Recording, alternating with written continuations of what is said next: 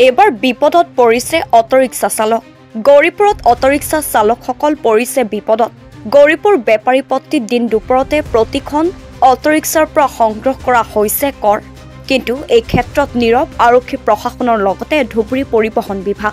মহিবুল হক ইয়াছিনৰ নেতৃত্বত প্ৰত্যেক দিনাই অটোৰিক্সা চালকসকলৰ পৰা সংগ্ৰহ কৰে অবৈধ কৰ। শেষত উক্ত পৰিস্থিতিৰ বাবে অটোৰিক্সা চালকসকলে গাড়ী চলোৱা বন্ধ কৰি গৌৰীপুৰ আৰক্ষী থানাৰ চৌহদতে এনেদৰে ন্যায় বিচাৰি প্ৰতিবাদ সাব্যস্ত কৰে। ইয়াৰ সমান্তৰালকৈ উক্ত দালাল কেইজনৰ বিৰুদ্ধে গৌৰীপুৰ আৰক্ষী থানাত এজাহাৰো দাখিল কৰে। গাড়ী লৈ অহাৰ পিছত সিহঁতে আমাক চিষ্টেম কৰি দিছে যে আপোনালোকে গাড়ীবিলাক চিৰিয়েল বাই চিৰিয়েল চলাওক, আইন অনুযায়ী নিয়মতে চলাই থাকক। তহঁতৰ যদি ৰুল মানি চলা তেতিয়াহ'লে আমাৰো সুবিধা হ'ব, আপোনালোকৰো সুবিধা হ'ব। ঠিক আছে, আমি আইন অনুযায়ী নিয়মতে চলাই আছোঁ।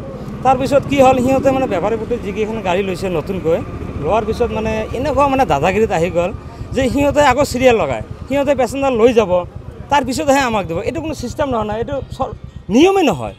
চিৰিয়েল ছিষ্টেম হৈছে কি, যাৰ যোনটো টাইমত চিৰিয়েল হ'ব সি লৈ যাব, তাৰপিছতহে বাকীজন লৈ যাব। সিহঁতে অভাৰটেক কৰি কিনে দাদাগিৰিত সিহঁতে লৈ যায়। এনেকুৱা এইটো ছিষ্টেম নহয়। পইচা আগত লৈছিল 10 টকা কৰি, এতিয়া কি হৈছে, সিহঁতে বোলে প্ৰতি পাৰ ট্ৰিপত 20 টকাকৈ লাগে। আমিতো 20 টকাকৈ দিব নোৱাৰোঁ। এইটোতো মহিবুল লয় পইচা। এইটো এনেই গাড়ী ৰখালে তাক বোলে পইচা লাগে, দিবই লাগিব ইয়াক।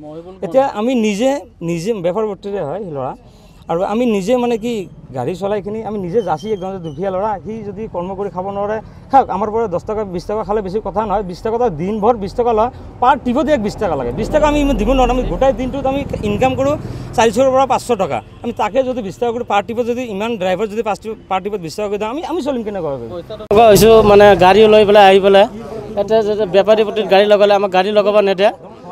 আৰু যদি গাড়ী লগাওঁ তেনেহ'লে ঠেলি পেলাই চাবিটো লৈ যায়, ঠেলি পেলাই আকৌ ৰ'দত এৰি যায়, দি পেলাই পইচা লাগে বুলি খুজি থাকে। আৰু যেতিয়া গাড়ীখন লোড হ'ব আমি মাতি পেলাই মানুহবিলাক উঠাই পেলাই আকৌ ইহঁতক বোলে 20 টকা 30 টকা কৰি লাগে। প্ৰত্যেকটা ট্ৰিপত আমাৰ পৰা পইচা লৈ থাকে। এনেকুৱা কৰি পইচা ল'লে আমি কেনেকৈ চলিম? আমি হ'লো দুখীয়া আমি অটো ৰিক্সা চলাই খাওঁ।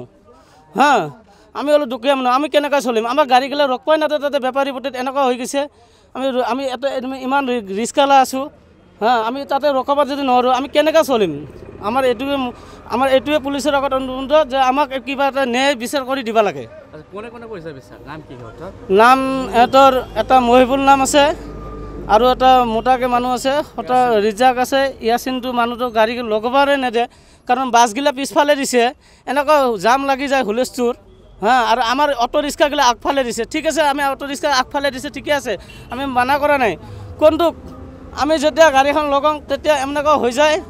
মানুহবিলাক কি কয় যে তহঁতৰ পৰা এতিয়া আমি লগাব নেদোঁ, তহঁতৰ ঘৰত প্ৰতিদিনে পইচা লৈ থাকে, ট্ৰিপে পইচা দিব লাগে।